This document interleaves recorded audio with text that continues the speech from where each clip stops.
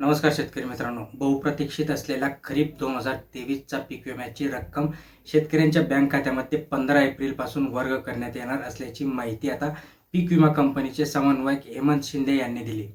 छत्रपती संभाजीनगर जिल्ह्यातील सोयगाव तालुक्यातील नुकसानीच्या ऑनलाईन तक्रारीची पडताळणी झालेल्या शेतकऱ्यांना या पीक विम्याच्या पहिल्या टप्प्यातील रक्कमेचा लाभ होणार असल्याचंही त्यांनी यावेळेस सांगितलंय. तर शेवटपर्यंत बघा, कुठेही स्किप करू नका.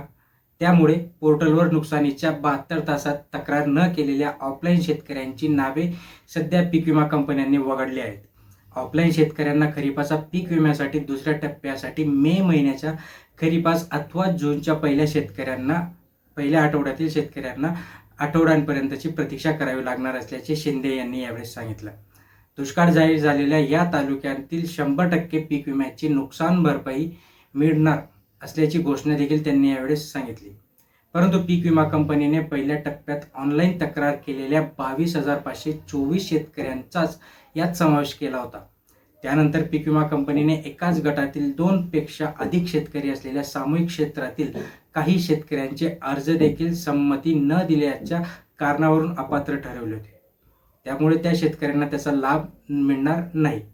पीक विमा कंपनीकडून सामूहिक क्षेत्रात असलेल्या शेतकऱ्यांनी पूर्वसंमती न दिल्याने व महसूल विभागाच्या पीक पेरा अहवालानुसार सोयाबीन क्षेत्राची लागवड नसलेल्या शेतकऱ्यांना पीक विम्यामधून अपात्र करण्यात आल्याचे पत्र देखील त्यांनी दिले होते.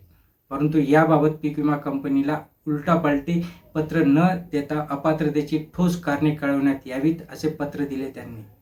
त्यानंतर त्यांच्याकडून अजून अद्याप उत्तर नाहीये.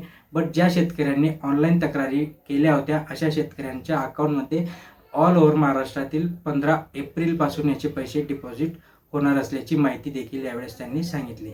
चॅनलवर नवीन असाल तर लाईक करा, शेअर करा, जास्तीत जास्त शेअर करा, सबस्क्राईब करा. धन्यवाद.